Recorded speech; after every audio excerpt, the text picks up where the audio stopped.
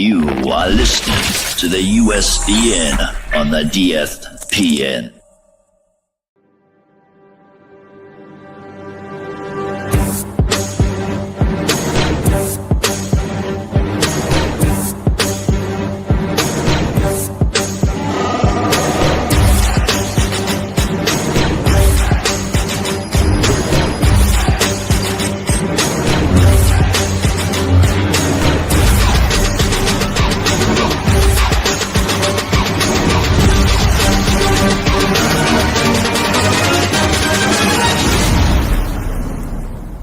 It's a trap!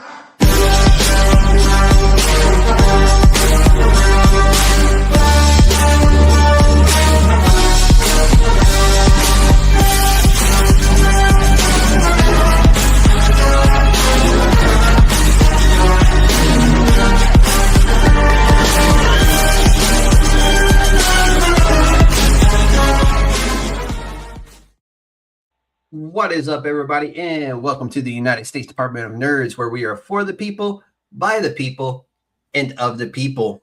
What does it actually take to build an entire fantasy universe as an indie comic creator?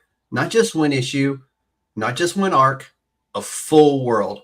Characters, mythology, magic systems, emotional arcs, visual identity, all built from the ground up without a major publisher pushing you. Tonight we're sitting down with David, creator of Nerida, a creator-owned fantasy comic series blending folklore, survival, adventure, and world building into a long-form indie comic epic.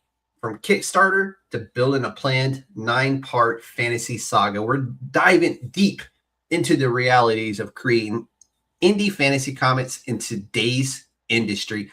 Ladies and gentlemen, the Council of Nerds is now in session. David, welcome to the USDN. Hey, how's it going? I'm stoked to be here. I was going to attempt to pronounce your last name, but I did not want to embarrass myself. My last name is pronounced Luján, so the J sounds like an H. Yeah. Just like how we have Jamie, they have Jaime in South America. That's Gotcha. Right, yeah. I should have realized that because I got a friend named Jamie and I got a friend named Jaime. Yeah. So I'll say Jamie and he'll go, "It's Jaime." I'm like, I'm talking to the other guy. Yeah. He's like, "Oh, yeah, that's right. I forget." I'm like, "Yeah, you forget." But David, for everybody meeting you for the first time, how did you get into storytelling? And just give us a little bit more of your background. Well, let's see. I went to art school for printmaking way back in the day. And I was always getting chastised by my art professors and teachers for saying that it looked like I was just drawing comic books. It didn't look like I was really working on real art, highbrow art or whatever. Yeah. And so, like a lady that is highbrow art, okay? Like, yeah, exactly. But I'd be like, in lithography class doing a 5-color printing off a giant stone with the printing press and the whole thing. But it's a picture of Weapon X ripping through a bunch of bad guys, and there's just blood everywhere. And my professor's like, "That looks like Wolverine." I was like, "That's Weapon X. Please get it straight." And so I've always been interested in comic books and illustration.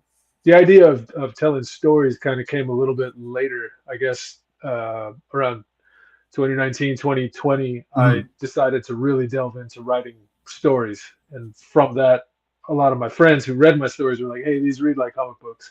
And you can draw better than you can write, so you should probably draw these to try and sell them to anyone." Hey, there's a good reason why comic books only have 28 pages, right? Exactly. Yeah. So yeah, that's how I came to it, and I just kind of dove in and figured, hey, let me give it a shot. So the books you sent me are very fantasy heavy. Were you always more drawn toward that genre of storytelling? No, not really. Actually, I think it's more. For me, it's kind of a meditation on educating myself, because I don't know a whole lot I didn't know anything about mermaids or fairies or anything like that. And a friend gave me a book by Thomas Kitely called Fairies, Elves, and Other Little People, and it's like an encyclopedia. I don't know if you've read part of it or. Yeah, it's got a whole lot of Yeah, Brothers Grimm, fairy tale Yeah. kind of stuff, but it reads like nonfiction, and so it was excellent, excellent to read on the toilet when you're just hanging out. Yep. And a Some of lot my of favorite those reading material. absolutely. So a lot of those stories really, caught my attention, and were like, wow, this is an amazing, just the short little story arc. I was starting to visualize it in my mind, like what would it look like? And so I took a whole bunch of that and I said, well, I want to make a story out of this. I don't know anything about it. So I did a little bit of research and kind of made my own thing out of it. It turned out really well. I've gotten to read the first 3 issues of Yuriko and Nerida, and I absolutely love both. And you were giving me some like BTS, if you will, some behind the scenes of Yuriko, because I love the story, but I had some confusion on it. And I know you're going to be releasing a novella of that one later on. So I'm really looking forward to that, because that would be like a phenomenal read for that story. But were there any creators, comics or films or games that kind of shaped your imagination early on, that kind of led you down this path? Oh yeah, for sure. So Saga with Fiona Staples and Brian K. Vaughan. The art style, when I saw that, I was like, this is really awesome. Yeah.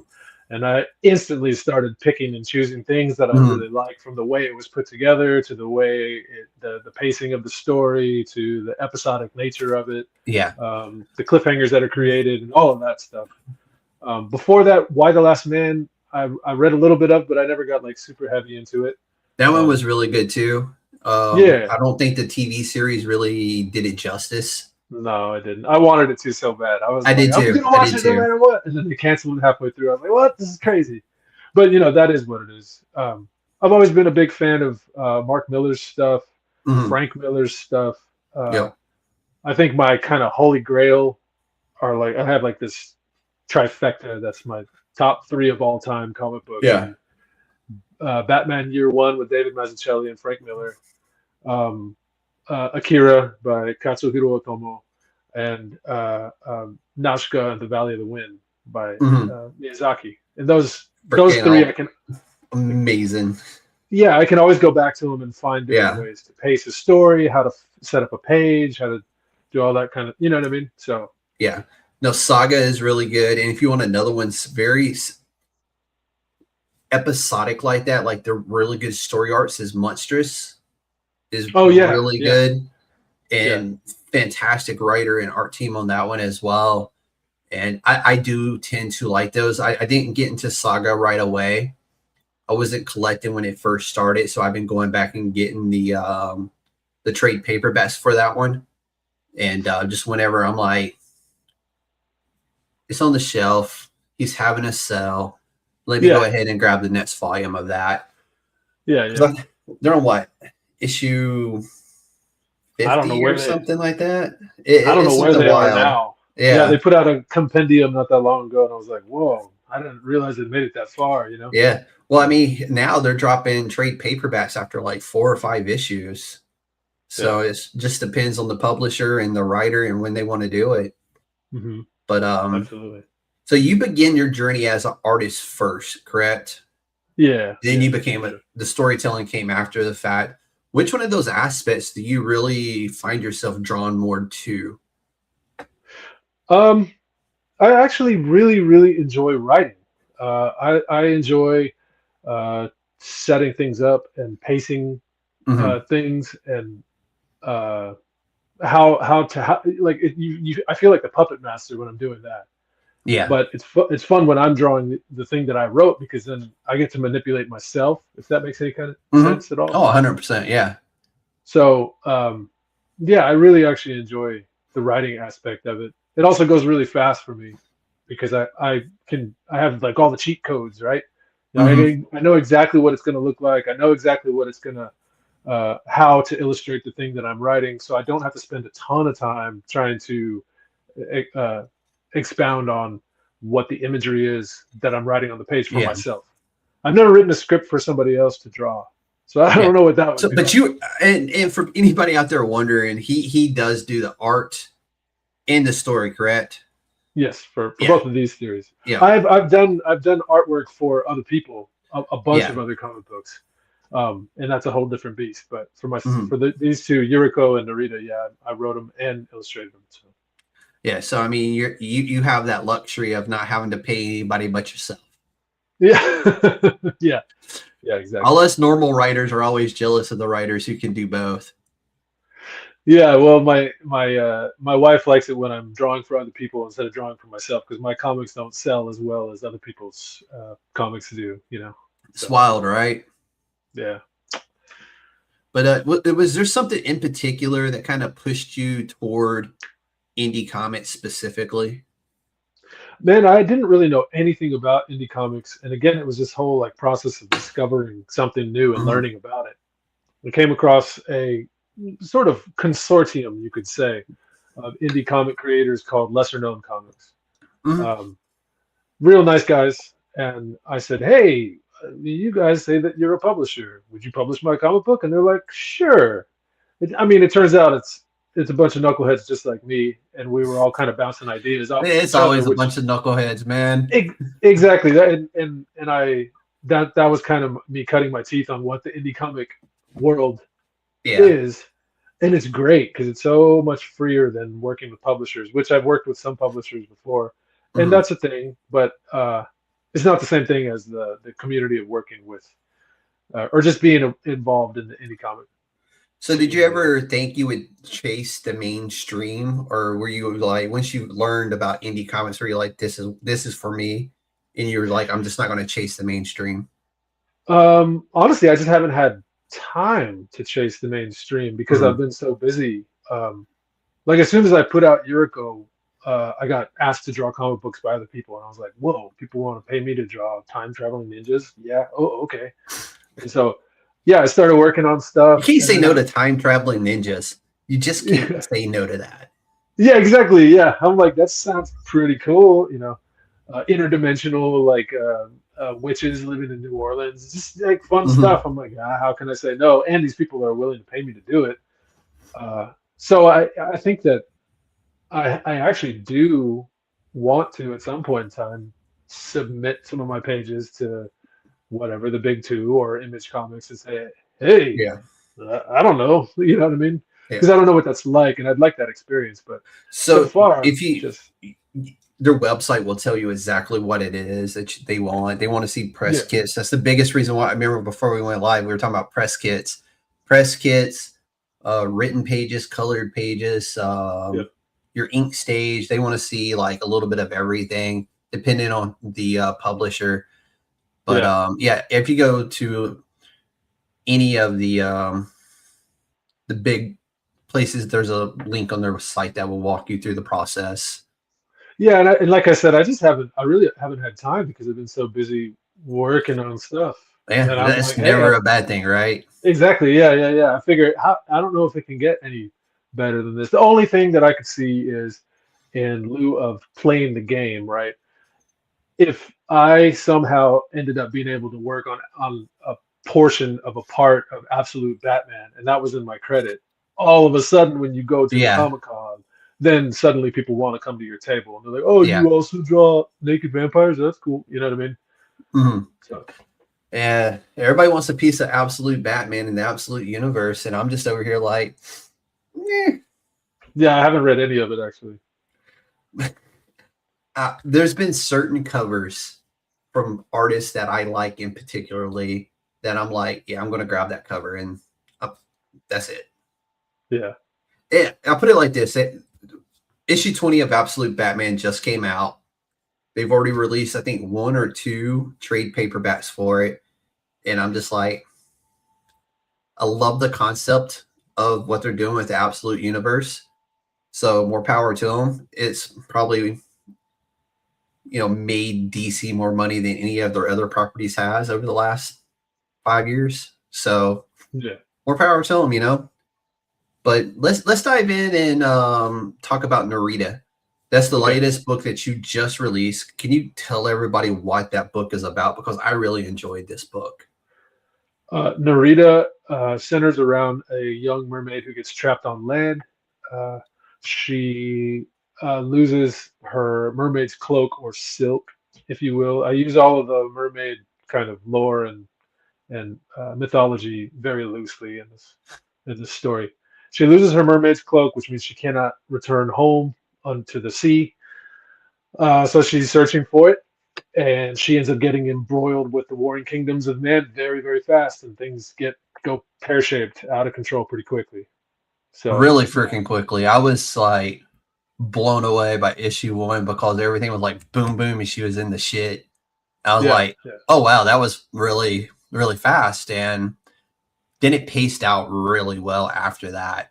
I was like, all right, yeah, I like this. Because it's one of those where it felt like it was too much, too fast in the beginning, but then it works itself out like so well. And I'm like, I like that. Yeah, that's kind of why I wanted to. I'm aiming for 9 issues, and I hope that everything lines up. It's kind of like when you're writing a script for a floppy, and you want it to be 22 pages, but it ends up being 23 pages, and you're like, oh, that's just because I'm a crappy writer. I could have, if I had just trimmed the fat just enough, it should be able to get it down to 22. You know what I mean? So I'm now, like 22 pages doesn't feel like most books today feel like they're either 28 or 32, and I'm just like, and they're charging you for it. That's for sure.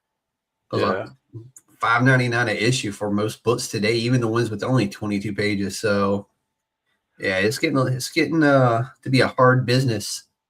But where did this original concept for Nerida come from? It came from it partly came from those fairy tales that I was telling you about with Thomas Kitely and all those collected stories from all over the mermaid diaspora. Partly the concept kind of came from that. But then at some point in time, I was hanging out with my kid. She had to have been like 8, maybe. She's 17 now. Hanging out with my kid, and we were drawing at the kitchen table, and I just drew this tiny little woman, and she was hanging out with this big, huge cat. And I was like, is the cat big, or is the lady just small? And so I just asked my kid. She was like, the lady's small. And I was like, okay, cool. And then I had to kind of say, well, how and why? Like, how did this person end up small? And who is this person? And then I said, oh, what if she's a mermaid? That'd be cool. So I started writing to this concept that I just it plopped out of my head as that imagery. Yeah. And then I tried to make the puzzle fit the image that I had created, you know what I mean? So. No, that's really cool. And that actually answered the next question. And how it's like how did she end up being trapped on land? And you've already discussed that. Is there any particular theme that you were aiming for at the core of this story I know you just said you started with, just an idea with your daughter at the time, but is there like a common core there or theme rather that you wanted to hit at the core of the story? Yeah. I think that what I really want to do is to tell a story about self-discovery and a story about a person who starts in one place and ends up completely different. Because when I started writing it, I was reading, a lot of comic books that I had from the 90s in my collection or whatever. And you got Wildcats, and you got Wolverine, and you got, even like Hellboy and stuff like that. And a lot of times the characters, not so much with Hellboy, but a lot with the other comic books, the characters are kind of already completely defined.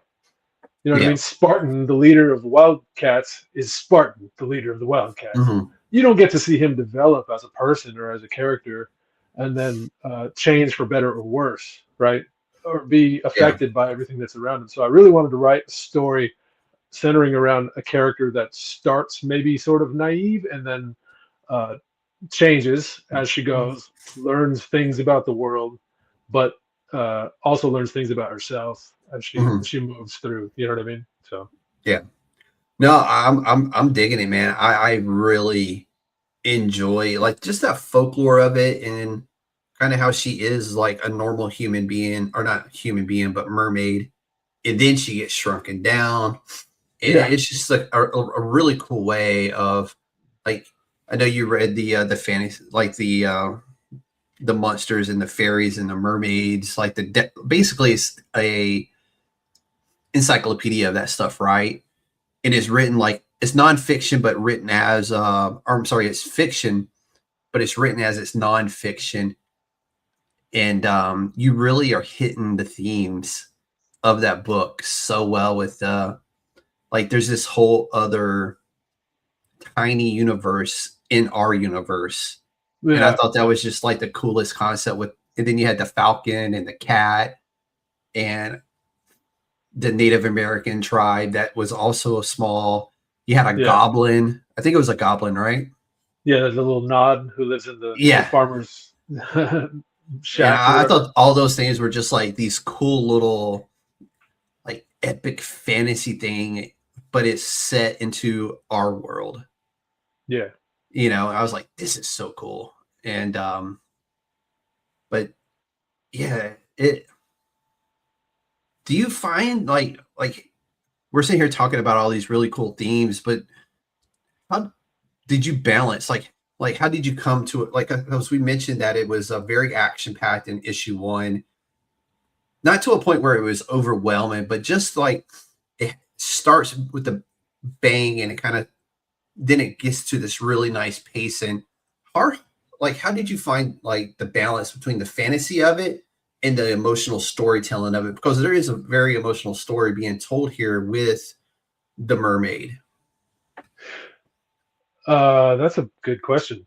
I think I'm a really big fan of films like Pulp Fiction is the first thing that comes to mind, where you kind of get dropped into this world. You don't really know what's going on. It's disorienting.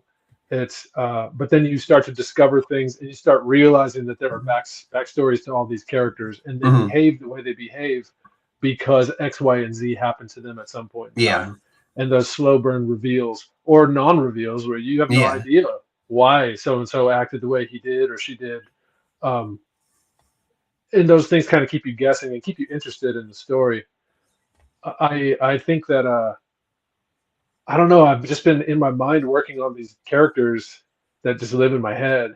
Of what their backstory is, why they're there, how they ended up there, what their reactions are to stuff, or why their reactions would be that way, and then don't tell you any of that. They just do the thing that they do, and they have a backstory, but you don't know why.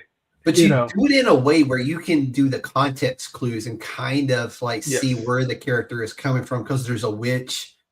And there's these other characters that are starting to show up in issue 3, and you're like, oh, that's kind of interesting. Like, who's he talking about and what's he talking about? And then with the cat, with the cat and his sister trying to do this, and that hints at. I was telling my showed that comic book to my friend, and he was like, "What's the deal with the whole cat? Why do cats hate fairies?" I was like, "Oh, it's because of the Great Cat Fairy Wars, duh." And he's like, "Are we gonna see the Great Cat Fairy Wars?" I was like, "No, but they're gonna be alluded to." He's like, "Is that going to be like another series that you do?" I was like, "Man, if I could get this one done, take it." I'm going to be like 70, but But so no, it's very well put together, very well paced. The way you're introducing the characters as you get into later issues is very well done. And you're like, you can introduce characters and just not do anything with them, or they're going to become a factor later. But the way you introduced those characters, you gave us enough context there to understand what this character is going to be to the story. And I think a lot of writers in general, just they will do that, and you lose the reader if you don't give us a little. At least with a comic book, you can give the context clues through the art of the story. And I thought you did a very good job of doing that. So I applaud. Because again, I was captivated like the entire story that I've gotten to read so far. But so 9 parts, man. That's a very, very ambitious storytelling there. How'd you get to the 9? I flipped a coin. No, somebody was asking me. This was before I really knew what the heck was going on, and I had the whole thing's plotted out basically. Like I have the whole arc ready to go, and I was like, I think I can do this in like 9 issues probably after I had written the first issue, because I said, okay, the first issue took this much of the story, and then from there, if I do that much per issue, it'll take about 9 issues. Yeah. And a friend later was like, publishers really want to just see a 3-issue story arc, and anything beyond that, they're going to be like, maybe it won't sell, so we're not going to do that. Maybe a 4-issue story arc. 5 is definitely pushing it. They have to have a lot of trust in you and your writing and your art. Yeah.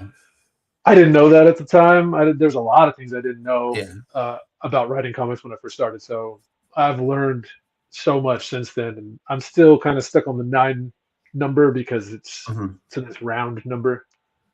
I don't know. It just feels good. Yeah, I mean, I know, I understand where he was coming from on that. They like, in my head, a good trade paperback is 4 to 5 issues. And then when you land on a 9, I'm like, there's going to be an odd TPB out there at some point. Yeah, I think I want to just select it as 5 stories and 1 4 stories. Yeah, well, the first issue was like 32 pages or 36 pages. Yeah, it was a chunky boy. I spared no expense. There was a lot of silent panels and a lot of big panels on the page. Yeah, but it do a whole lot of heavy lifting. Yeah, and you don't have to and I go back to this almost every episode of the show that I do here, is the art should tell your stories and the words should amplify your art. And that's how it is. That's how a good comic book works. The art will tell your story. Yeah. Words just help it along. They fill in the parts where the art can't tell the story, right? Yeah. So it's done very well. Like you did it very well, and it's one of those where you don't need the words. Like you really don't. You can follow this story without the words and kind of figure out what is going on. And especially issue 1. Definitely issue 1 you could do that. But yeah. 9, fuck it. Let's roll with 9, man. I'm with you. I'm with you on it. Yeah. Well, it's also it's like it's a weird size too. It's like kind of a square shape. Yeah. So I'm thinking if I do a whole collected like graphic novel of it where it's just a chunky donkey, it's gonna be like this weird square little block, and I'm really excited about that for some reason, like a weird shaped book. Yeah, like the collected edition of Vampire Hunter D, the manga, is that way. Yeah. And to me, it works. I like it like that. Like, yeah, I don't know. Like, there's something about weird shaped books like that are kind of like, you're like, I'm not gonna like that, but then you get it and you really like it for some reason. It's just like it's something cool and unique to sit on the shelf or on your desk, or it makes people ask questions. It doesn't fit in your normal, like all my comic book. The rest of my comic books are normal comic book size, and then I have these 2 comics that are smaller. And I'm like, great. Why did I do that to myself? I mean, there is a reason why I did it, but yeah. So did you already know? Like, I know you said you had it mapped out, but did you have the ending already planned? Like, do you have an ending already before you really started writing this story down? Yeah, absolutely. Okay. Yeah, so I have the ending, and I have certain plot points, and so I write to those plot points. I'm like, okay, this, and this need to happen here. This needs to happen by here. This needs to happen by here, and then I'll whittle it down and refine it, and that's how I get, the mini arcs of each issue, and all of that stuff. But yeah, I definitely have an ending for that and for Yuriko. So okay, no, that's we could really spend like a lot of time talking about Yuriko if we wanted to, but we're going to focus on Nerida because honestly, you can come back later and we can talk about Yuriko if you want to, because I really like, we hashed out some good like plot holes earlier, and it was fun. Like, yeah. But how much planning did you put into it going into it? Because this is really long form storytelling at its best. Like, you talking about for Nerida? Yeah, for Nerida. I did a like a 10-page mini comic of this first. That focused on her being tiny and the cat being big, and they were cruising around hunting birds, trying to get her mermaid's cloak back. And it was my first attempt at like turning it into a comic book format.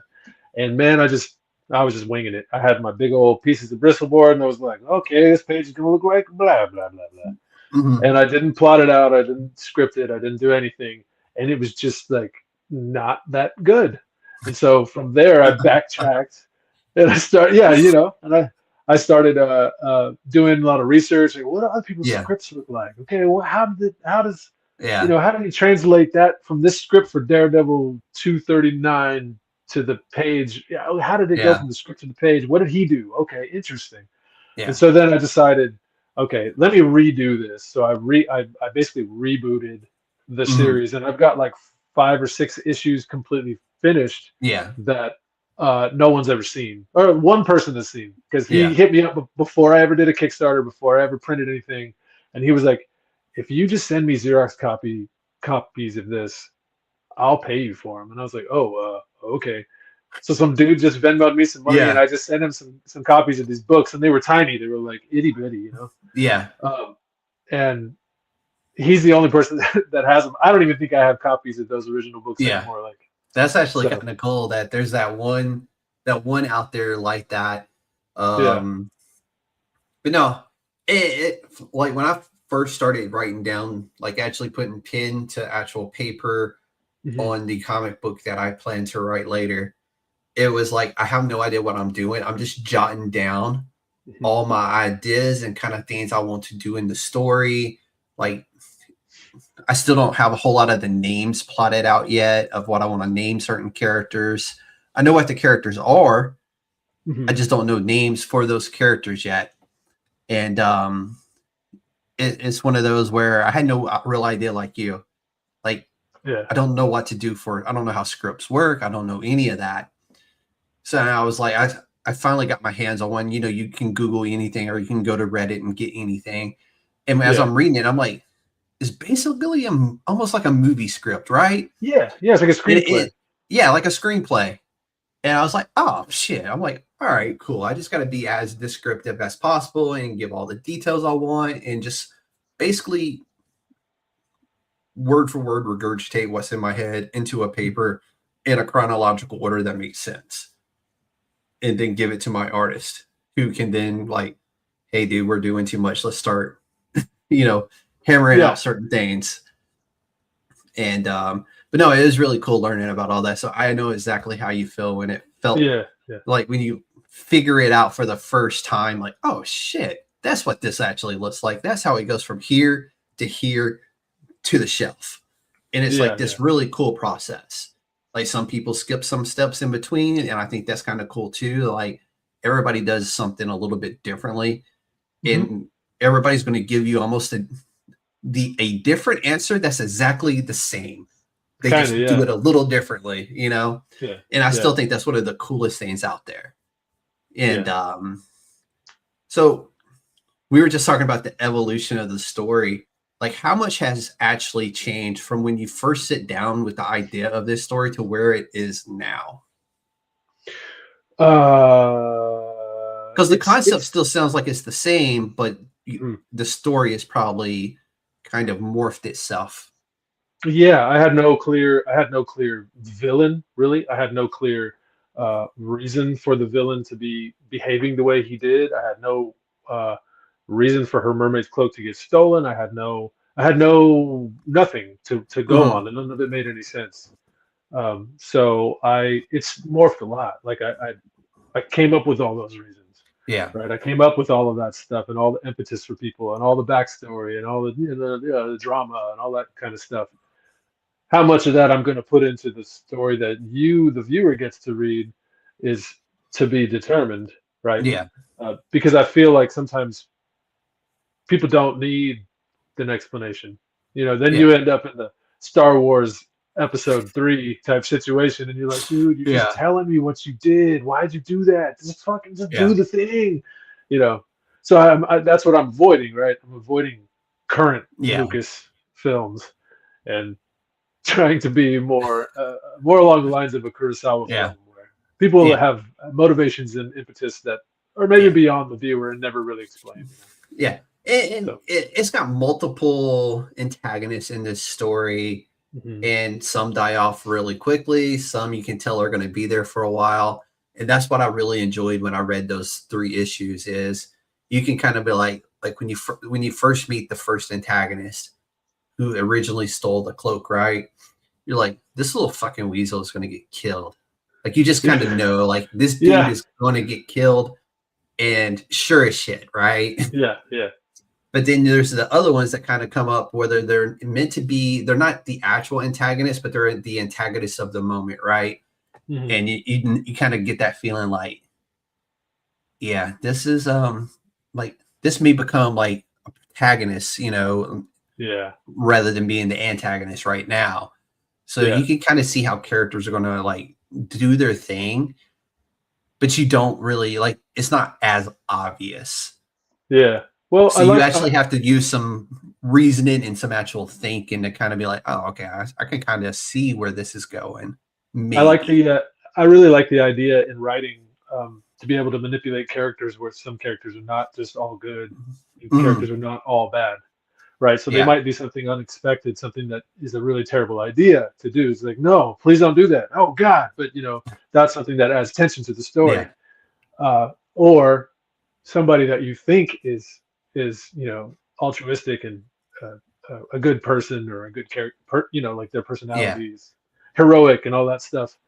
They might have their own self-interests that maybe that are out of their control.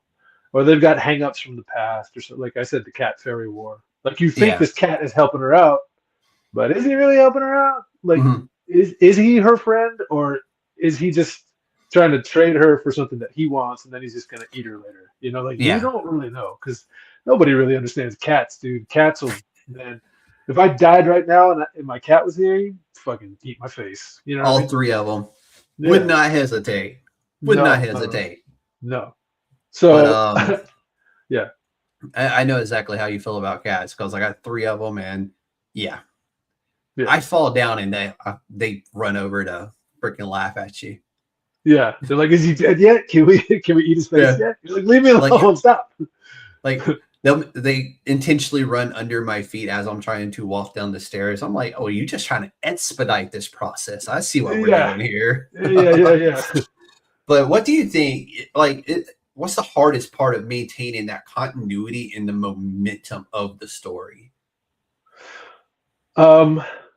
It is actually a little bit difficult when you're dealing with something that's this large, right? It's not just a one shot. It's not a three issue arc. And it's kind of a lot to take on. It's not Akira, right? It's not thousands of pages, but it's going to be quite 100, maybe 200 pages, right? When it's done, that's a lot of pages. Maintaining the continuity, the way that I'm trying to do it is to make everything connect, like it's a spider's web, and everything that happens for a reason, and every character who does something is going to mean something later on. It's going to be an important thing later on, either for the emotional impact of something that happens, or it's going to affect the outcome. You know what I mean? Yeah. So, what's up, Part-Time Comments? Thanks for stopping through. We appreciate you stopping through and giving this a listen. So I know I just asked you what the hardest part about maintaining continuity and momentum is, but let's turn it the other way. How difficult it is on you to emotionally to stay committed to such a massive project. And damn, I hope you do. Trust me. I need that next issue, man. Yeah. I mean, so Nerida is like my flagship. This is my baby, right? I mean, that's what I named my Instagram after. That's what all of my, all of my handles on social media are based on this. So I'm really invested in making it as awesome as I can and sticking with it to the end. And who knows, maybe doing other sub stories based out of it, right? So there's a lot of things you could pull out to have individual stories in this book, and I think that's really cool. Yeah. So what's going on, Mark? Glad you could stop through. Mark, ladies and gentlemen, good people right there. Him and his brother, both great people. Where are we? So let's turn the attention to some of it's like to the art and how you do both your books are actually like if they were put in front of me with no names on them, I'd be like, oh, those are the same artist. You know, you have a very distinct art style. Like when you look at the covers of both your books, you can tell in the art of the books, you're like, that's David's. Like it was very distinctive. So how would you describe your art style? It's funny that you asked about that because my daughter, who's also an artist, she refers to me as the scribble master. She's like, you just scribble stuff, and then it ends up being a thing, and then it ends up being another thing. Like you just scribble until you scribble and scribble and scribble, and then it's a thing. And I'm like, nah, I'm just working out. I got an idea in my head, but it looks weird when I put it on paper. So then I'll scribble some more, and then it starts to look more like the thing. Oh yeah, that makes sense. Yeah. Yeah, I don't know. I try and keep my art as loose looking as possible, and I also really want it to be. I want it to look organic, right? You know, because I illustrate on the iPad. I illustrate on the iPad, but I want it to look like ink on paper. You know what I mean? And so, that's what I liked about it. Is it feels like the time was taken to do the art, but it was almost like I don't want to say the artist was in a rush or kind of just like trying to push it out fast. But it kind of had that carefree, you know, attitude about it. And it just kind of flows, and you could tell where you started making a line, and then you just kind of went with the line, and then it ended up being like this shape or this object or whatever it was, and you're like, that's cool. I kind of like that, and like it's very carefree, and that's what I liked about it. It was it's something very refreshing. You know, because you see all these, like, I love inkers. I love what they do.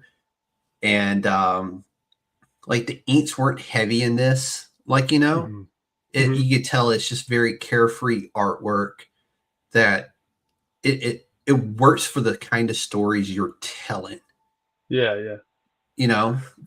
Well, with Nerida, it's been real interesting because I really wanted So when I'm making a page, I got my lines, my inks, right? And then for something that's going to be in color, I'll drop in another layer that's shadows, right? And those are going to be like a transparent, like kind of purple or something like that, or there'll be a guide for me to do a color fade of some sort that's going to be in the shadows. So I let that intermediary layer do a lot of the heavy lifting. So if you look at if you were to ever see the black and white page is just the inks, quote unquote, you'd see the line work that comes out as actual black lines in the comic. Yeah. And then you'd see the shadows that happen, and then you'd see the light part, like white of the paper, right? And it's different from if I'm doing something like Yuriko, or I did another one called Big Chief for a writer here, based here in Austin. And he wanted it to just be black and white. And I was like, you want black and white, like grayscale and washes and stuff? Or are you talking about black and white just straight up? And he was like, I don't know, man, whatever you feel like doing. So I was like, I'm going to go straight up inks. I'm not going to do any halftones. I'm not going to do any of the thumbprint stuff. I'm just going to, what does it look like? Ink on paper. And it was really, really, really fun to go super heavy and like really crazy shadows just in ink. And how much is too much and how much is not enough. And all of that kind of stuff. So with Nerida, it's a different beast, right? Because I'm intentionally not going super heavy with the inks. Yeah. In order to give it more of a vibrant, colorful palette. But Yuriko's the opposite of that. Yes, absolutely. The inks are heavy. Yeah.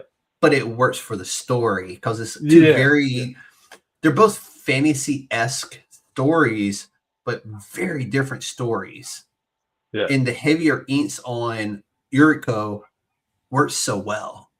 Like without the depth of the lines and the depths of the inks, I don't think you would get the same feel of the story.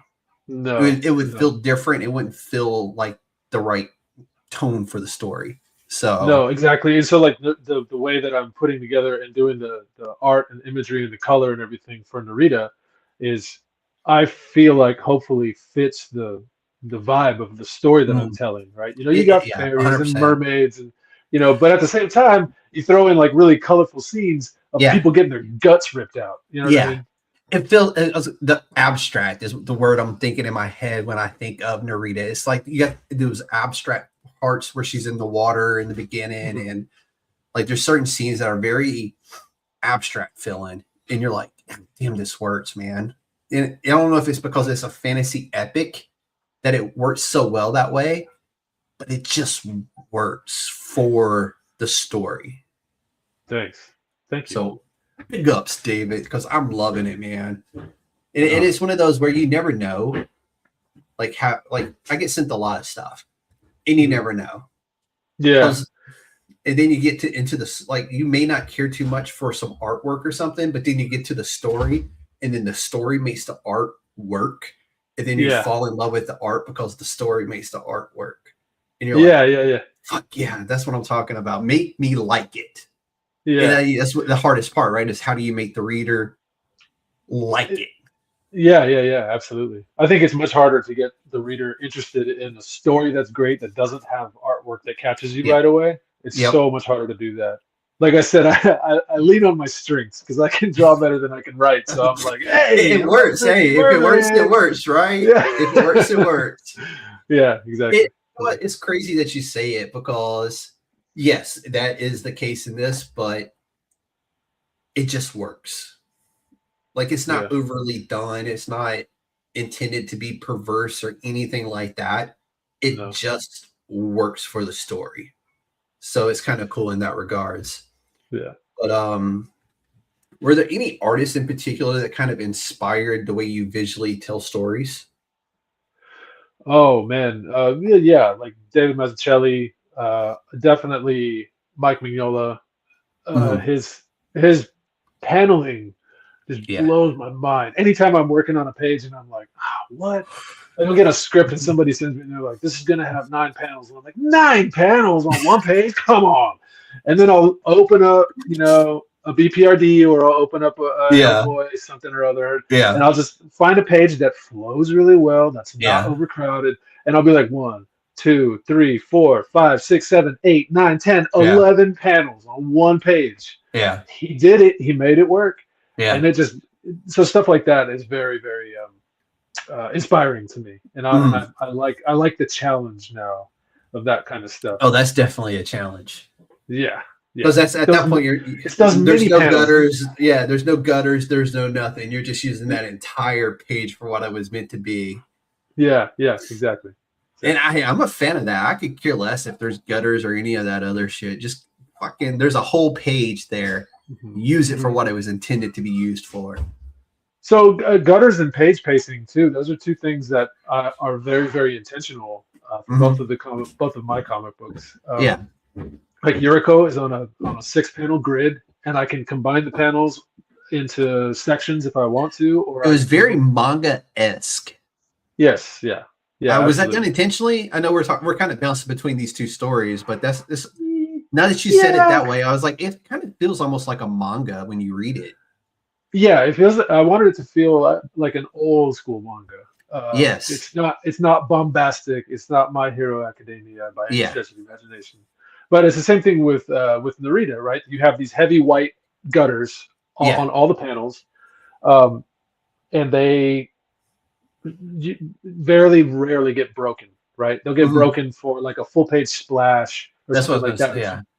But you don't have characters typically jumping out of the panels unless there's something really important that's happening, like the bear fight scene in issue 3. He gets thrown out of a panel, and I was like, okay, hopefully this will have that much more effect because the rest of the comic book is so stuck inside of the little boxes.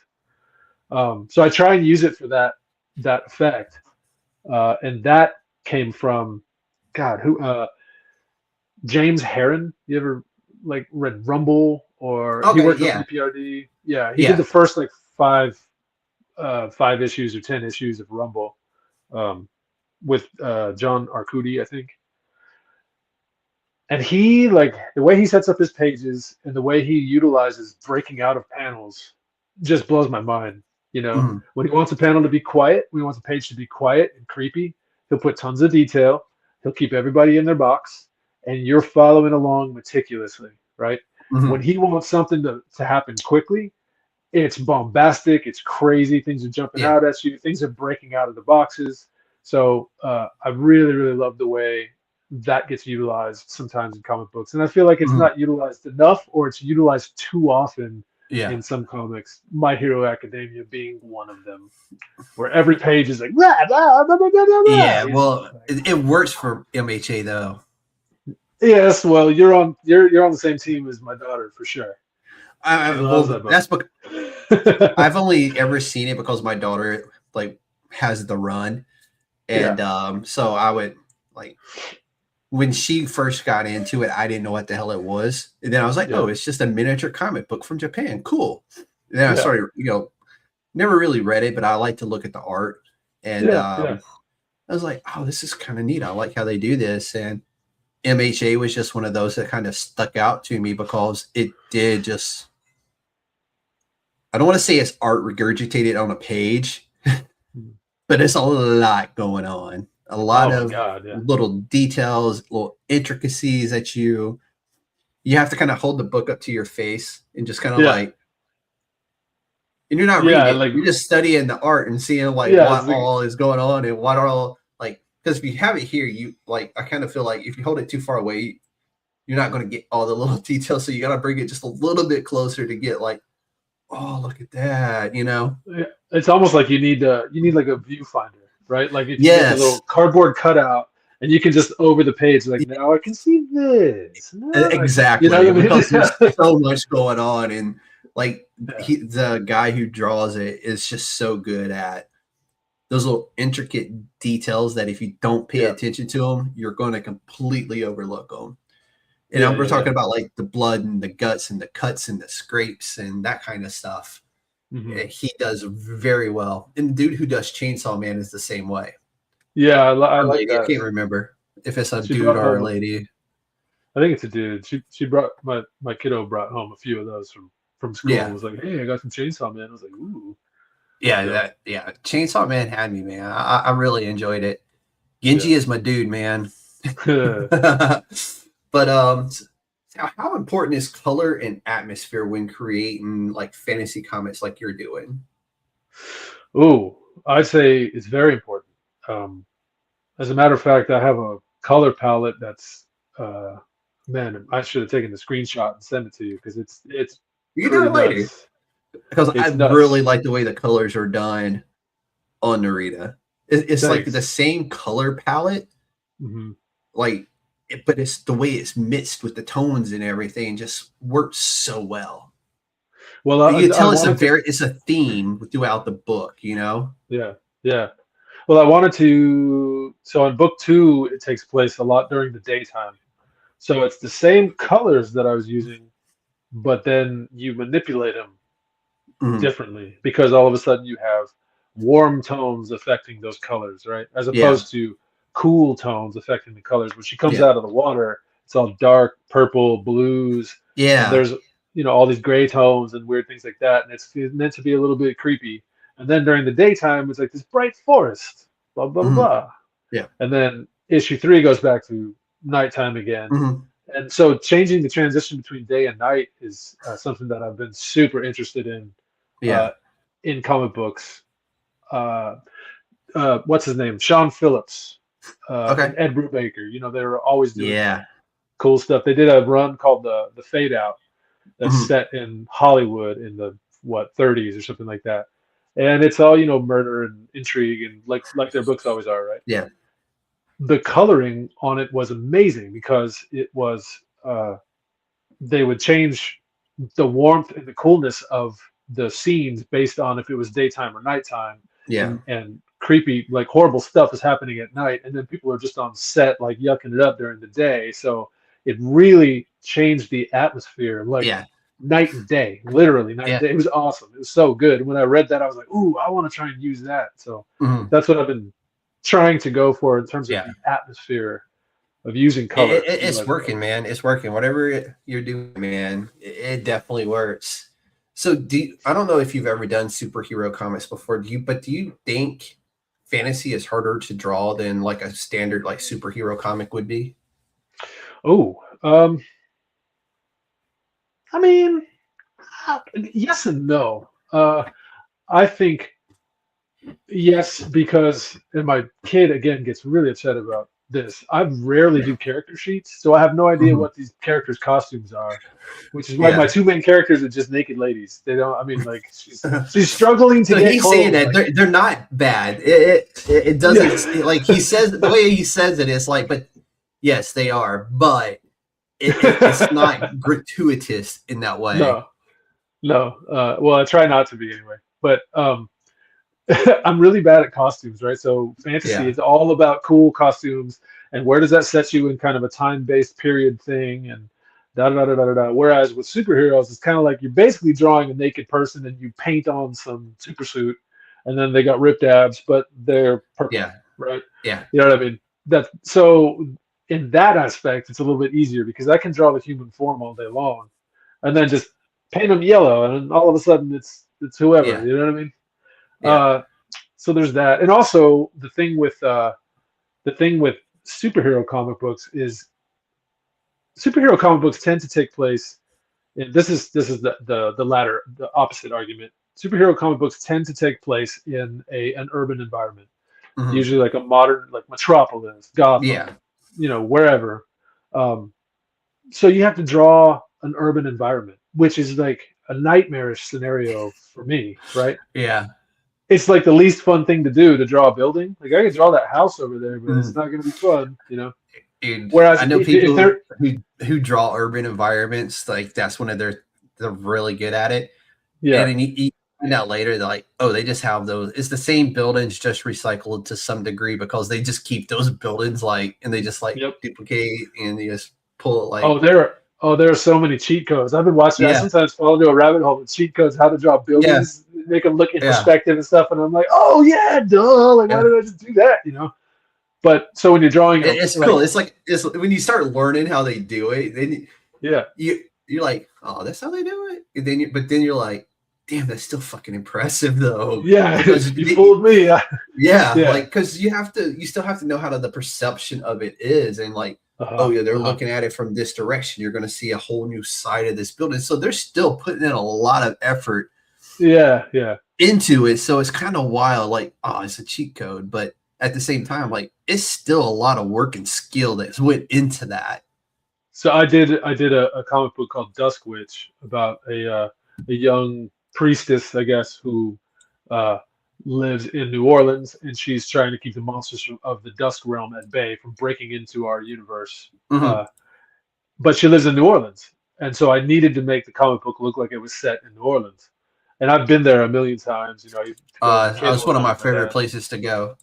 Oh yeah, absolutely. There's just so much crazy Yeah, mythology. it's like and you can magic. never like you always see something that you didn't see the time you were Yep. there before. Yep, and everything's so old and kind of Mhm. rotten and dilapidated, but still standing. It's got 1,000 coats of paint on But it. It's cool stuff like you're that. still stopping for beignets at the same spot, no matter Yep, what. yep, exactly. That Even though it hour-long smells like line. barf, yeah. Yeah. But that was a really interesting one for me because again, it was a fantasy book, right? Involving magic and all that kind of stuff. But I had to draw it in an urban setting, and not just an urban setting. It had to be New Orleans. It had to look like New Orleans specifically. So man, I was walking all over the place on Google Maps, just like looking for cool houses. I was like basically scouting for a photo Yeah. shoot online in order to make this comic book look believable. You got to do So- the next time you're there. I don't know if you've done it before. Do the horse and carriage ride at I have night. not done that. Get that other perspective of it. It's a whole nother vibe at night because I've done the horse and carriage both during the day and Yeah. at night. The same as that tour, the same as that driver. Yeah, Two completely different vibes. yeah, totally. But you Man. got to do it. It's one of those where and get the pictures and everything else for reference later because Yeah. it's amazing. Like it's this really cool, vibrant old Southern town during the day, but at night it's just fucking just feels creepy. The vibe is different. Mm-hmm. And you're like, absolutely, man, this is cool, but ugh. And it's 90 fucking degrees outside, you know? Yeah. So my band went and played a show recently. Well, not too recently, I guess last year in New Orleans. And my wife had to fly back early. She plays guitar in my band, and she had to fly back early for a job in town. And so I was left there with a day on my own, where I just got to kind of wander around. And it happened right as I was working on this comic Big Chief that I talked about earlier a little bit, about the New Orleans Indians, but they're like basically a superhero gang, like an altruistic superhero gang who are trying to keep these like crazy, nasty, like drug-addled rat creatures at bay who are coming up from the city streets. And so I got to wander around the streets. That's actually believable in New Orleans. Yeah, exactly. It really is. It really is. And that book is much more believable as like an actual New Orleans story. Yeah. But that one, I got to take tons of reference photos and like really kind of go hang out in cemeteries and do sketches and all kinds of stuff when I was there. It's like, and it's wild because the port of New Orleans is like right in the middle of New Orleans. Yeah. And you like they got the nice I don't know, well, it's not really nice, but the mall over there, and right in front of the mall is the no shit port to get on the, like, I think it's Caribbean cruise line. Yeah. And crazy. It's like the dock it's wild. Right, it's like right there. Yeah. And like you could literally walk out of the mall straight onto your cruise ship. Yeah, it's real weird. And it really puts you in perspective too, because you're this big and that boat is just like massive. Like if you've never been on a cruise before, like that thing is just a massive machine. And it's really cool. Like I don't know why. I think those are the coolest things ever. But I've never been on a cruise, man. I've never been. My dad's been a bunch of times, but he's never invited me. Yeah. So. Come on, Dad. Hey, Father's Day's coming up in June, right? There you go. That's your chance. Yeah. So you're a Kickstarter guy. I am. Why has Kickstarter kind of taught you about indie comics? Because it can very much humble you, or it could, inflate your ego a little bit. I think Kickstarter has caused me to have an actual very healthy view of creating my own comic books and creating indie comics in general, because I'm like a wham bam thank you ma'am type person on Kickstarter. My Kickstarter campaign lasts for 14 days. Yeah. And it's like you either want the comic book or you don't. I hit it hard for 14 days on all the social medias, blah blah blah blah blah blah, and then right before it's done, I'll order the comics to have them printed so that they show up to me in time for me to get them out the door, and then boom, fulfillment's done. I just operate real fast, knowing that I can just keep doing Kickstarters, and they can keep growing. So I feel like it's actually I don't stress about, oh man, I didn't hit that point, or I didn't this stretch goal and that thing and da because that stuff, like, that's cool, whatever, but the amount of stress versus the amount of payoff for like those extra 5 sales of a comic book is really and it's kind of wild, right? Because you get the option, you can do a 14-day, and I think it's a 28-day. I don't know if there's anything that goes past the 28 days or whatever. You can do a 30-day one too. It's a 30-day, yeah.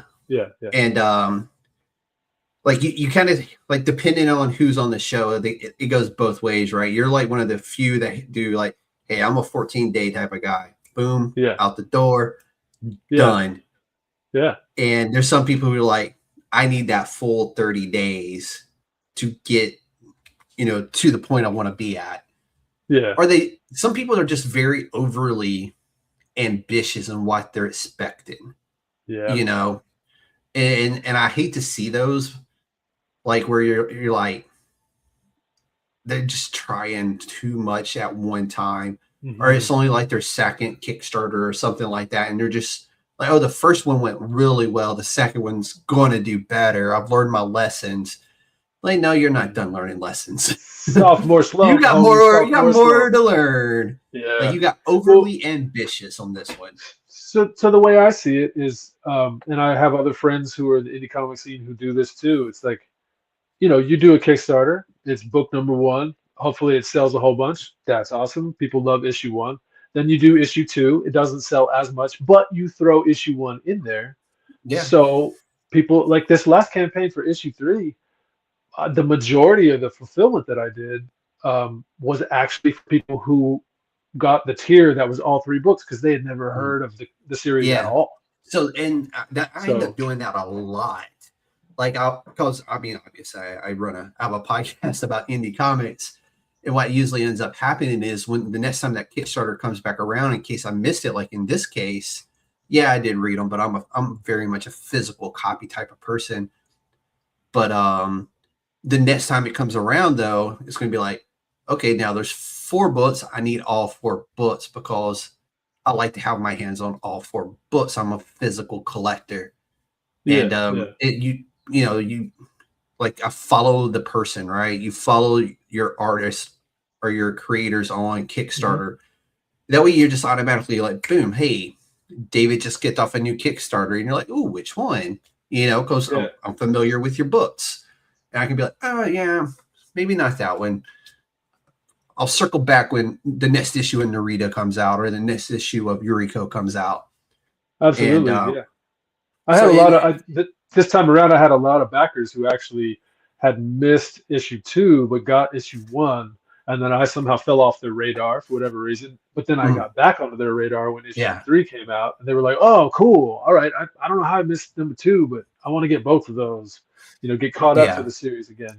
Blah blah blah." So which has been harder? And I ask this question a lot, and I always get about the same answer when I ask it. What's harder, creating the comic or building and maintaining the audience for the comic in your work? But creating the comic is harder by far for me.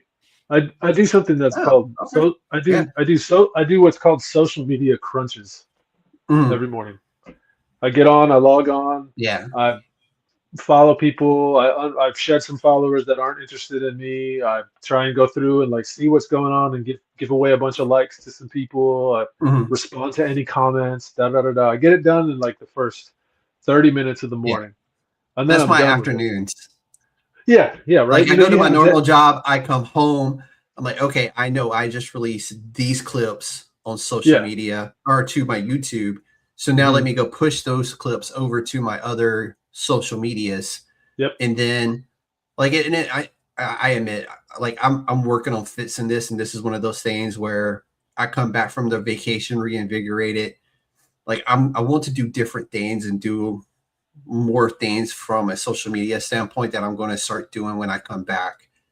And so hopefully that will drive more attention to what we're doing here with the podcast and indie creators and that kind of stuff. So, but yeah, it's like weekends and weekends and weekends and evenings after shows. Just what can I do to bring more eyes into what we do for indie comics and with indie comics and for indie creators in general. And it's hard. Like I have one major goal for that, and that's. I feel like though that if it's an incremental thing, right? Because it's the same thing as doing a comic book. Like it's this mountain. It's Mount Fuji. To get to the top of that mountain is really, really hard. But if you just get up to base camp first day, and then after that you go, you hike for 4 hours, and then you hike for another 4 hours the next day. Like eventually you will get to the top of that mountain, and then you'll make your way back down. It's kind of the same thing with social media. And another reason why I do. Like I limit myself and say, oh, I'm only going to do, 15 minutes a day or however long I'm going to do it is to cut myself off. Yeah. Because it's very easy to spiral. It's so easy to just get sucked in and be like, oh yeah, that's cool. Oh, that's cool. Oh, that's cool. And then you realize like, oh no, I just wasted an hour when I could have been drawing or I could have been, whatever. See, I don't have to draw though. For me, it's like the social media aspect is kind of what I do. Yeah. And for me, it's like I promote the the Davids of the world, the Marks of the world, and then I have to figure out then how to bring their followers and their audience and convert them over to being my audience as well. Yep. And hopefully introduce them to more creators and more artists and more inkers and publishers that they may not be familiar with. And that's like my big goal in my Mount Rushmore, if you will, or my Mount Fuji, if you will, of what I want to do with this podcast, which is to make indie comics mainstream, spoken in the same words as, oh yeah, did you see that new comic book from Dark Horse or from Image? Like, yeah, that's cool, but hey, did you read Nerida? Yeah, you know, exactly. And that's I'm trying to figure that part out, and that's why I have clocked hours upon hours of like time behind this keyboard here, trying to figure out how I can do that. And there's no right or wrong way. It's just one day it's going to be like it happens, is what I'm hoping. Because there's no right or wrong answer. It's just do the work. Yeah, exactly. Like right now, I'm really trying to build my Threads audience because I'm kind of new to that platform. Same. It seems like during my Kickstarter campaign, it was great because there was a lot of more like interactive threads that were happening where people were like, hey, post your Kickstarter, tell us about it, give us your sales pitch. And so I was doing a lot of that during that time. But then the in-between time, I don't really know what to do. Like I can comment on people's stuff, but so what? Like, you know what I mean? So that's me right now. That's where I'm at with all my social medias. It's like I'm really good at the advertising part. I'm really good at the follow-ups with the creators, like sharing the reels and stuff. But what do I do in between that stuff? I need other types of content to go out to these other platforms because every platform is different. Like Threads, yes, they're owned by Meta and Instagram, but Threads is very much interactive. So I have some stuff I'm going to start doing when I come back. It's a little bit more interactive, and hopefully we'll like, oh, he's talking about this book or that book, or he's talking about this creator or that creator. He's asking for our inputs into stuff. And I'm hoping that drives a little bit more because honestly, I just kind of like, I went from like 20 followers on Threads one day to like 150 or something, like over a nice like swell of a moment. I was like, oh, this is kind of cool. Like, cause you lingered, like I lingered right there in like that 60 or 70 for a while. And then it was like, boop, jumped over. And then it's like, you always will lose followers or you'll gain followers. And I've never understood that. Like, why are you unfollowing? Like, it makes no sense. It makes zero sense. Or you just followed me while I was pushing this one creator. And then you unfollowed me when you noticed that, oh, he has nothing else to share about that creator. Well, I do, but you have to stick around for it. Like, I no longer have reels for them. Like, I've shared all the reels, but I'm still going to be sharing their content as it comes across my feed as well. So, yes, I'm going to share a bunch of reels from this podcast with you, David. And then when those reels run out, well, guess what? When I see David post later, I'm going to share that content as well. So stick around. Yeah. I mean, it's the same thing on Blue Sky. Like I created a list of like indie comic lovers, just people who have gone through my page and been like, this is awesome, and this is awesome, and this is awesome. Or they're pumping stuff out that has to do with indie comics. And I've started to finally get some traction on there, but I want to make sure that I keep those people, that I don't lose those. I don't want to unfollow any of those people. There are any number of trolls on any number of all of these platforms to where but Blue Sky is like, oh, we're the anti-Twitter. Then all of a sudden it's like no different than Twitter. Exactly. This is why I never had a Twitter. I know. I'm like, if I want to deal with politics, I would just watch the news. Yeah, exactly.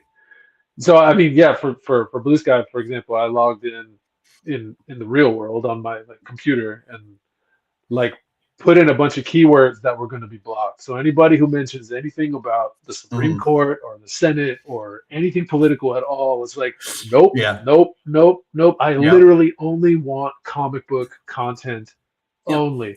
they still have trouble with that. They still can't fathom that. I only want to see, Same. you know, dinky indie comics that are like mine. That's all I want from you. Like, leave me alone with everything else. I don't care, you know. So, Yeah, I'm 100% behind that, dude. So, what advice would you give another creator getting ready to launch their first Kickstarter or their first comic book? What advice would you have for them?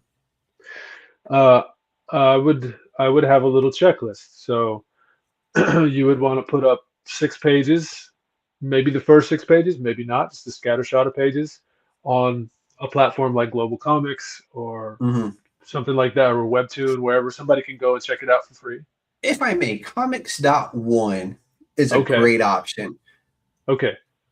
I've heard of this. I haven't gone to check it out. They're a great indie platform made by an indie creator for indie creators. You can sell your work on there.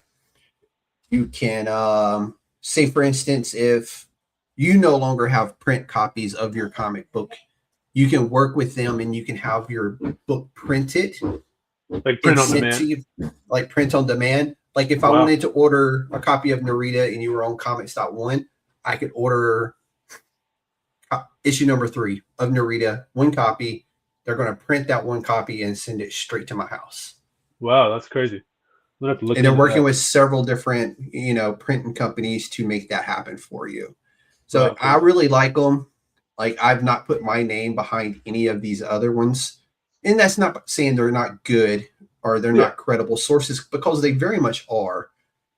But I really like the direction of Comics.one is going in, because for long they're going to have their own marketplace in there where you can auction, like a Whatnot, auction within there. Cool. You can crowdfund within Comics.one. Wow, crazy. They're the beta testing it right now.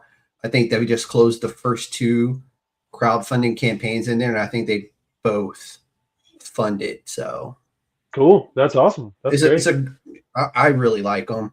And yes, that's me pitching for them to all my other indie creator brethren out there, because it's very rare that I stick my name on something, and I would be willing to stick my name on theirs. So, well, yeah, I mean, Comics.one or whatever your preferred platform is, essentially, if you're giving away a free preview of your comic book, get that up and running, and you have whether it's wherever your crowdfunding platform is, if it's going to be, an Indiegogo, or it's going to be a Kickstarter, or it's going to be whatever your crowdfunding thing is, you need to drive your audience there, right? Yeah. So once you start getting onto your socials and saying, hey, check out this comic book, then you got a link ready to go so that you can actually promote that link and start sending people there right away. Yep. Because too often I see people, myself included sometimes, where they're posting cool pictures and stuff, and everyone's like, oh, that's cool. He got 30 likes. He got 100 likes, blah, blah, blah, blah. But you didn't tell them to go to the thing, sign up for the thing so they can buy the thing, get the stuff. You know what I mean? Yep. So that would be my number one piece of advice. Yeah, and that's something I also need to get better at as well, is like just putting a tiny URL to the Kickstarter campaign. Or like, it's always in the description of what I'm posting, but I know the thing is there to make a tiny URL, that way you can just click off the reel, right? And I remember it after the fact. Yeah, it's all like connectivity. Well, for me too, like if I draw a cool picture of Yuriko or Nerida or whoever, I'm like, ooh, I want to post this. This looks great. I'm going to post it. Everyone's going to like it. I'm going to feel good about myself. That's awesome. But really what I need to do is I need to save that image for when I'm ready to start really promoting my campaign. And then I have cannon fodder. Then I have imagery. Then I have stuff to show people. You tease it, right? You tease it. You just post like a partial sketch of an arm or a foot or a leg, or just like, hey, who am I working on this week? In actuality, so right now I'm working on a comic called Big Game Saga. This is a time traveling ninja who gets abducted through time and hunted for sport. This is issue 2, And what I should have is a Kickstarter page right now, but I just got the green light from the writer to say, hey, should we do a Kickstarter for this? Because he didn't know if he was going to shop it around to some publishers or whatever. Yeah. And he's like, yeah, let's go ahead and do a Kickstarter. So I should have, if I was smart, already had the Kickstarter page ready to go for the pre-launch. And now, and because I've been putting out images of this thing all over Blue Sky and Threads and whatever, of like me working on pages and work in progress. And this is a screenshot of what my screen looks like right now while I'm coloring the comic and just all the dumb stuff, right? So if I was smart, I would have be able to direct people. So who's going to do that Kickstarter? Are you going to run that Kickstarter, or is the writer? I will probably run it out of mine. Okay. Because I trust him and we've done it before through mine. Okay. And then I'll add him as a co-host or whatever. Gotcha. Yeah. I have been involved in some Kickstarters where I was not happy with the result. Yeah. And I was like, oh my God, what have I got myself involved in? This is not cool. It makes me look bad, that kind of thing. So you gotta that's the one thing you got is your reputation in the industry, and you gotta protect that shit at all costs. Yeah. It's like, if I'm not doing the fulfillment, then no, we're not doing a Kickstarter together. Yeah. I want that 100%. out the door, and I want it to be in people's hands fast. And I hear the horror stories pretty often of people getting burned on Kickstarters, or they supported a Kickstarter and then it funded, they got paid, and then they just never delivered. And that just makes you look horrible as a creator. And I don't want I don't want people to have to go through that. But the creator themselves, like, what are you doing? What in your life has changed to make this happen? Yeah. Yeah. Can you come back from this? And are you working to fix that? Yeah. I mean, I don't ever start campaigns unless the book is done, like completely colored, lettered, edited, done in the can. Yeah. Because, man, like the Kickstarter is going to offset the cost of the comic book, but let's be honest, at my level of popularity, it's not going to raise 10 grand. Yeah. It's not going to raise 20 grand. There's not enough boobs in my comic books to make that happen on Kickstarter. Let's just be. I'm laughing because that's true. Puffed up and sad. Yeah, I mean, I sneak in as many boobs as I think this comic I'm working on right now. I snuck in like 5 boobs. There's 5 boobs in there, but they're itty bitty and they're like in a locker. Pasted to a wall because it's a big sausage party. It's a bunch of dudes, like guys with guns and ninjas with swords. And I'm like, there's gotta be like a couple of boobs. The writer just laughing. No, 100%. 100%. Oh, that's freaking hilarious. But what can readers expect from the future of Nerida? You guys can expect things to get even more complicated, and I mean, they're already complicated. They're already complicated, but it's going to get even weirder. The next 2 or 3 issues, there's going to be a bunch of full-on like 2-page spread battle scenes between warring factions. Yeah. It's going to be very difficult to draw, but I'm excited for the challenge. Yeah. And I hope it comes out as cool as it is in my mind, So I know there's a 9-issue run of this comic book expected. Do you, at the end of the day, think this will become larger than that, or is like it's going to be 9, it's going to be done, and I'm going to go to the next thing? It's going to be 9 and done with this story for sure. Okay. That's not to say that there isn't going to be something that catches my interest that's a spin-off that happens in the same world, right? But maybe the cat and fairy ward makes a return. The great cat fairy ward. It would be like the Silmarillion of the Nerida diaspora. It'll have to come with a glossary, like a compendium, where you have to look up the terms and the names. Where the compendium is bigger than the book. Yeah.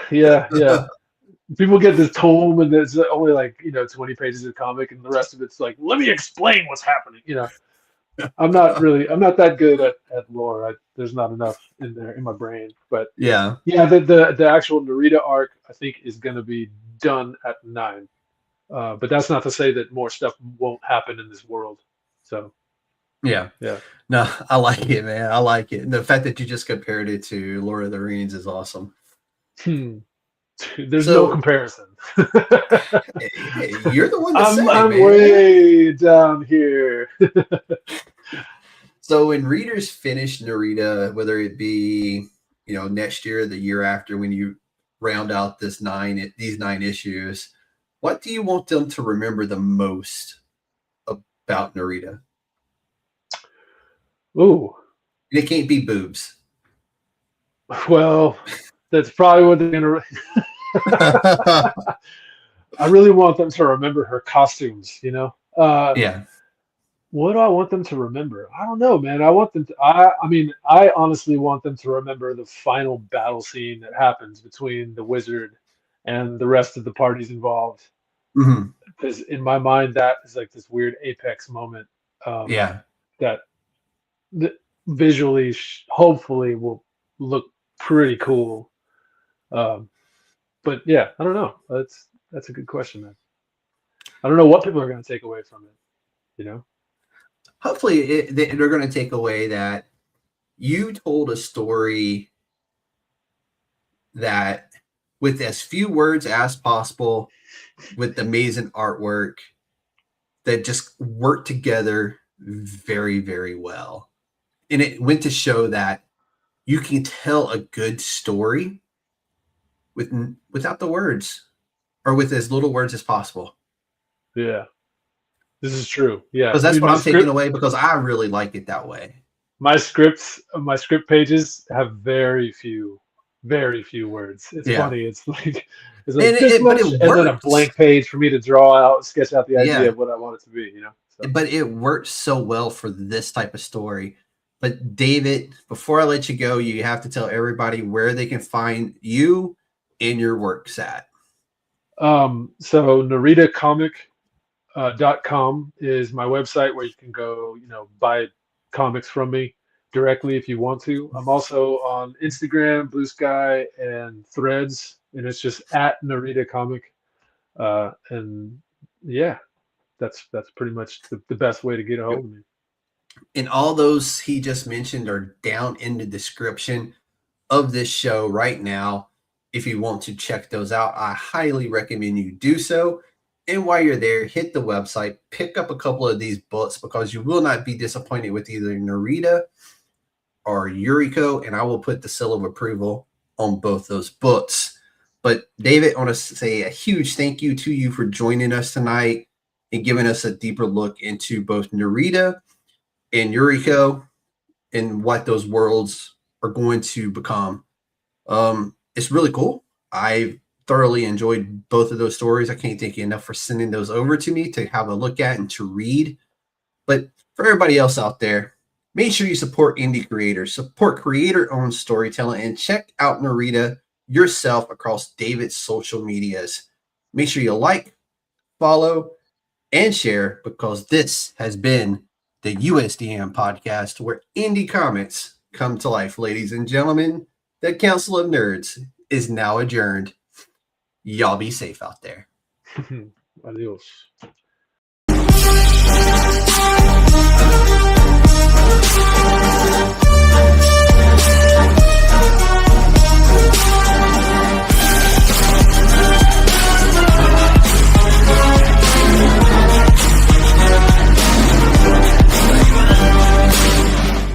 It's a trap!